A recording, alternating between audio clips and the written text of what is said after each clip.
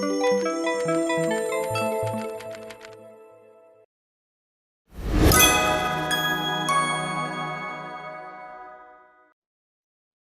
everybody. Adam Parks here with another episode of Receivables Roundtable. Today, I'm here with my friend Randy Rivera, who is a reformed banker and technology and financial entrepreneur. How you doing today, Randy? Doing great. And yourself, Adam? I can't complain. Another day in paradise down here in Port St. Lucie. Well, we are over 50 in Chicago, so it's a cause to celebrate. It's like almost summer. Nearly. So for those of you that don't know Randy, Randy's involved in a lot of different organizations. And, Randy, can you tell everybody a little bit about yourself and kind of the organizations that you work with? Yeah, absolutely. So I call myself a recovering banker. Reform suggests that I don't necessarily that I'm changing much. I think I've taken my career in a direction where I can build on a lot of the relationships and the things that I learned during the time at financial institutions that I worked at. But I spent 17 years in financial services, built several businesses within the institutions that I was at, a couple commercial lending practices, and a couple of private banking practices. But about 5 years ago, I started realizing that the relationships that I had made during the course of my work at those institutions, and just my general passion for learning about and encouraging companies to use technology as a tool was pulling me in a direction that I thought I should pursue. So since then, I'm a turned entrepreneur. I have several things I'm involved with, but for the sake of this conversation, there are two that are probably the most relevant. First and foremost, co-founder of Quointec. It's a reg tech company where we design custom solutions for clients that are in highly regulated environments. The idea is to capitalize on how you can use automation, AI, and technology to either reduce or mitigate compliance risk or reduce costs related to following the rules. So the other organization that I'm involved with is I'm the executive director of FinTEx. FinTEx is a nonprofit trade association. We work with founders, entrepreneurs, and executives in the FinTech space, as well as corporate innovators that are looking to kind of peek under the rug or behind the curtain in terms of what's going on and being developed that's going to disrupt their spaces. And then lastly, investors that are actively putting capital at risk to help grow and build these companies. So those, I think, are the two most relevant to what we work on. I think that those two organizations are very relevant to today's conversation. For those of you that don't know Randy, Randy is my favorite fintech contact. He's the guy that kind of keeps me in the know in terms of what the future of fintech looks like. And I think that that's a pretty relevant topic for us to be talking about today because of the insight that he has both from a banking and a financial services and a technology standpoint, right? Like he kind of sits at the intersection of all these great things. So, my big question for you today, Randy, is, with COVID and everything else that has started to happen over the past couple of years, we've seen a dramatic shift in kind of the fintech organizations, their approach to the marketplace and other things in the fintech world. What do you see in the future of fintech? Yeah, so I think that so fintech is a broad umbrella that includes a lot of verticals with underneath, right?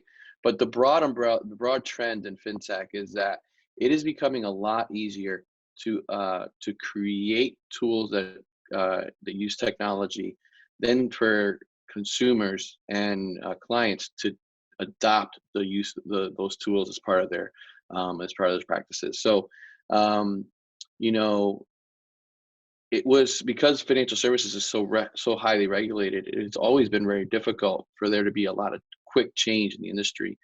But as I learned recently, buying a bike for my house, it's just so easy to get credit today because some of these companies have taken something as straightforward as e-commerce, which was, if you remember correctly, at the early days, so surprising as a concept, and now we all take it for granted. But for companies to have the ability to turn on the spigot, so to speak, and without necessarily even something as a hard credit pull, be able to identify me as a potential credit risk and assess me, it just shows that the adoptability is just a lot easier today. So across the industry and across the board, incumbents are paying attention when these disruptors are coming up with some of these solutions, because the disruptors are understanding, and the innovators and the founders are understanding that this is actually not that hard if I follow the rules. So they're proactively getting the best counsel to design these companies. And so it puts everybody in a little bit of edge. If you're on the side where you're pushing the envelope and you're creating new pathways or new ways for consumers to interact with a product, it's exciting, and you know you have resources available. If you're an incumbent or someone in an industry that's been around for a while, it can be unnerving, because you find yourself in a place where you realize that some of these changes are going to take a lot of education for the executives of the companies that are running these incumbents. It's a really interesting point of view, and I think as we've seen kind of fintech evolve over time, it is about disruption and about creating change within an existing marketplace. I've actually gone through some of the processes of borrowing and lending in the fintech space just to try and get a better understanding for what these processes look like. And I also think it's also it's one of those kind of hot button issues because it's a new product in the marketplace for those that are servicing accounts or kind of managing receivables, which I think is also very interesting. Now, over the past couple of weeks, months, we've started to see a shift more towards cryptocurrency, and I know Bitcoin is like in the news on a daily basis right now. And so, as we think about fintech and kind of what the future looks like, do you think that there's a role for cryptocurrency in the future of fintech? Oh, well, it's the hottest topic. So anytime you talk to somebody that you're remotely involved with anything on the fintech side, people want to know what your position on crypto is, what crypto you're partial to, and and then larger, more established players have already really surrendered to the fact that blockchain is a very valuable approach to designing solutions. And it's could be a great platform. So, it is a big component of what's taking a lot of the air out of the room today in terms of the fintech ecosystems. It's one of many, so I'm very big on reminding people that fintech is one of a lot of different ways that financial services is being disrupted. Mhm. But do I think it's a part of the future? Absolutely. You know, when you take my Apple phone and you arm it to be a Bitcoin wallet that I can use to buy Starbucks or a piece of gum at an airport, you have to take seriously the consequences of what that means in terms of how that can change a marketplace. And so, or when you have companies like Tesla, taking very, very public positions on trying to stabilize the value of that currency, if not drive it up. These companies' balance sheets are not weak balance sheets. They're going to have an effect. And so I don't, I definitely would not take a position of what it's going to be worth tomorrow, because these things are going to change and evolve. But it reminds me a lot of when people talk about the early days of stock investing, and I think you were referencing in one of our calls the Vanderbilts. Eventually markets find a way to become efficient, Mhm. and that's a big. I take a nod to my alma mater, the University of Chicago, where they really believe in efficient markets. But it's because smart people in the space start helping make those markets efficient. So the second that you can take things and either mitigate risk, volatility risk in the asset, you're going to take that, make that tool widely accessible and available, and that's going to have big consequences for the collection space, in my opinion. So, as we talk about kind of what the future of technology and finance looks like, I feel compelled to bring up DeFi. Because as I've, only really been getting involved myself in crypto over the past couple of months, that's one of the things that's been a driving factor. Obviously, you have Bitcoin, which is kind of like the gold standard, I guess you could say, of cryptocurrency, and then you have Ethereum, which has positioned itself as the silver.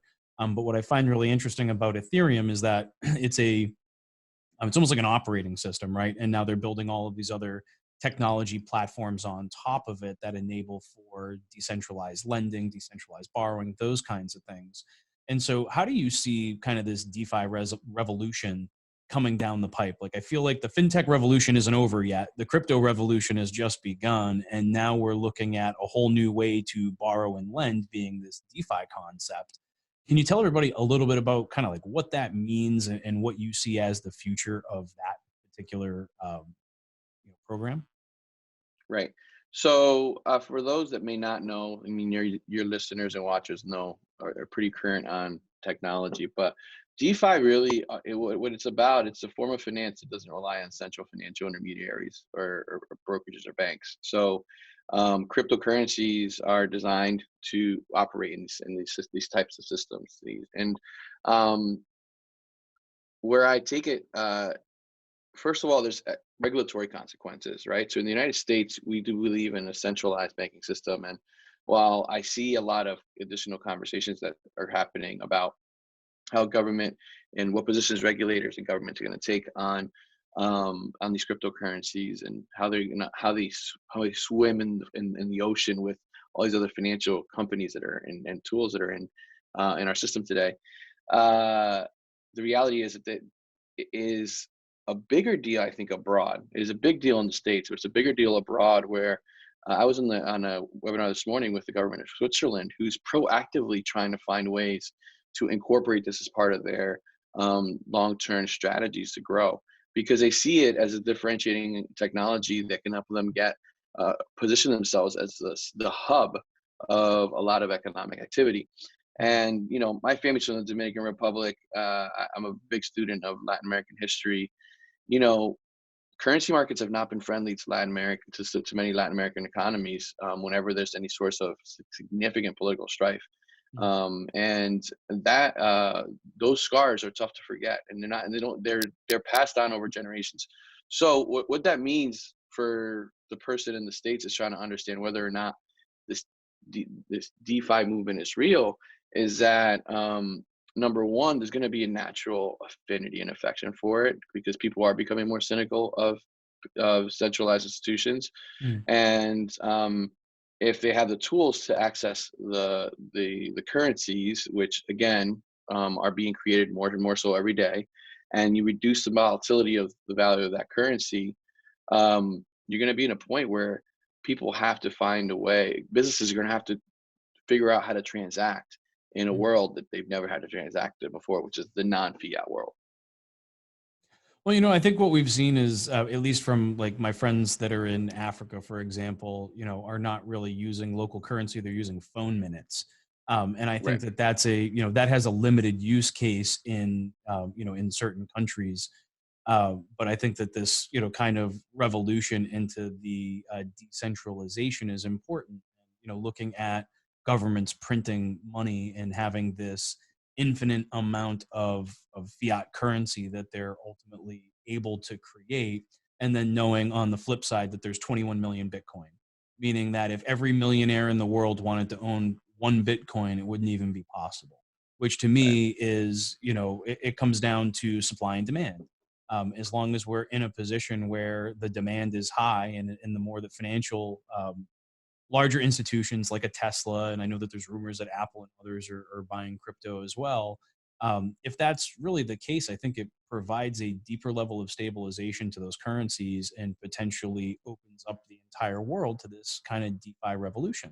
Now, what does that mean in terms of the kind of collections and receivable space? That remains to be seen. But I think that it's something that we all Well, need to I be think what it talking about. means, yeah, but Adam, I think what it does mean is that people want to pay in the currency they're most comfortable with, right? So, and listen, we are living in an era where we're talking about financial wellness and financial education and how critically important that is. But we are saying it's critically important. We're also admitting that we've not done it for so long. And with the level of opportunity for education that we have in this country, of people that don't know how to necessarily, let alone balance a checkbook, but also plan for themselves long term, that creates natural winners and losers in an economy. Well, guess what? People that aren't winning are probably more suspicious of the system. And in the collection side, those they're going to be pockets around the country and around the world that are going to want to pay in a currency that they trust more than a centralized currency. And that matters if you're issuing the debt. That matters if you're collecting payment on the debt. Mhm. That matters if you're buying the debt. That matters if you're assessing the portfolio risk on a portfolio of some of these potential borrowers. And so, highly relevant. I do think that it creates an opportunity for stronger economies. And I wasn't expecting this to turn into a conversation about economic policy, but I do think that some of these centralized banks have an opportunity to position themselves as long-term stabilized currencies, reserve currency be in the U.S., but more importantly, some will stand out because of responsible economic decisions. Um, but again, 1.9 trillion, I think was number we talked about in terms of new currency that's being printed. There's going to be some losers too, and whoever's affected by those, the other side of that of that trade will probably not be as interested in a future, and generally, you know, central central bank currencies as their ways to pay. So One of the things that, and I can't remember who told me this story. It may have actually even been you, but there was. I remember hearing a story about cryptocurrency or Bitcoin ATMs and how the expectation early on when kind of deploying these crypto ATMs was that they would be more popular in affluent areas, and what they actually found was that it was far more popular in underbanked communities because of a distrust for the bank or an inability to get a bank account due to the check system or whatever the case may be. But that's what kind of leads me in the direction of there's some sort of a future here in terms of how DeFi, FinTech, and crypto all comes together. I don't know what that means, right? Right now, I think it's a good thought, but I think it's important that we start having these conversations and not having them after the fact once things have kind of set themselves on a specific set of rails in a specific direction. Because at this point in time, industry has an opportunity to influence the future, and the more that we can do things that benefit the consumer and provide a better experience for the consumer, and like you said, allow them to either pay in the currency that they're comfortable with or provide an additional layer of acceptability to the consumer, I think ultimately is where the future is going to lie. But not a conversation I'm hearing a lot about these days outside of kind of my circle of friends. But I'm curious to see how the industry starts to take hold of this and what kind of questions and comments we start to get kind of based on this discussion. Because for me, getting a chance to sit down with you, Randy, is always an adventure, and I always learn something. It always happens every time we talk. well, same here, Adam. But it's interesting. You're right because that company's here in Chicago. They're doing really well.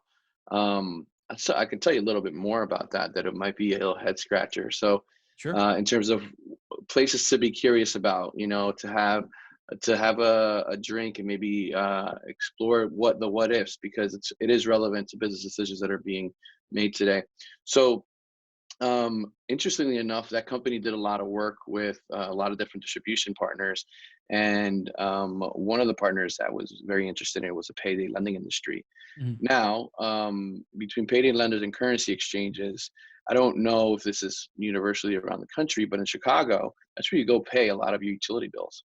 And the It's reason that you universal. utilize, the reason that you utilize those locations is because they're sitting in neighborhoods where historically banks don't want to put a branch. Mhm. So let's just pause there and say this. So there's an existing distribution network already designed to partner with, to target these consumers and how they behave.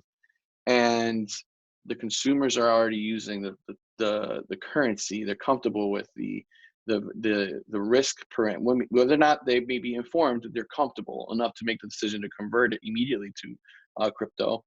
um, that all of a sudden you start thinking about it. If you buy portfolio debt, are you better off if that debt's paid off? Is it then sent you to maybe find a way to think about solving the problem that solves for the potential risk and the valuation of the currency? I think so. And if so, then if that's the case, then who's going to be doing that? I think That's where I see the it leaves a lot opportunity. of good questions on the table. And that's the the beauty of technology is that it allows you to imagine. The challenge of the regulatory environment is that it requires you to pay attention to the rules. And I think that both require a lot of education and having the right team around you to make those decisions. So for me, as I see it, um, you know, it pays and it will pay to be curious and learn more about what these technologies are capable of doing and imagining what the future world looks like for uh, the receivables space.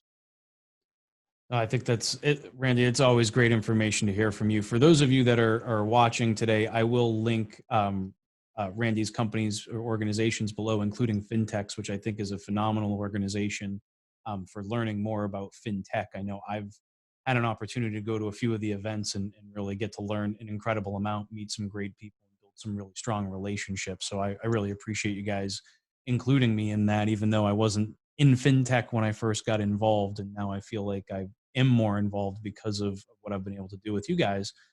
So thank you for that. For anybody that has any questions, comments, feel free to leave them below. We'll be happy to respond to comments and start a discussion in the thread below here. If you have any additional guests that you'd like to see me interview or topics that you'd like to see me cover, please feel free to leave a comment below. And we'll be happy to get to those just as quickly as we can. But for now, Randy, thank you so much for taking the time to participate with me today. This was a great discussion, and I look forward to seeing you again soon. Well, Adam, thanks for being, first of all, a convener of people that have these ideas and experiences. I think you've always been a thought leader when it comes to the space, but more importantly, you're just really good at finding smart people to get together to talk about good topics. And so appreciate deeply the opportunity to be here. And yeah, feel free to let me know if there's anything else I can do to help. Yeah, well, we're going to have to ask you back again to talk about what we've seen in crypto, over this year. Maybe we'll look at doing something early next year. But for now, I look forward to seeing you in the near future at a event or conference, I'm sure, which we'll get back to here in 2020. Crossing your fingers. Look forward to having one with you. Awesome. Thanks so much, Randy. Bye.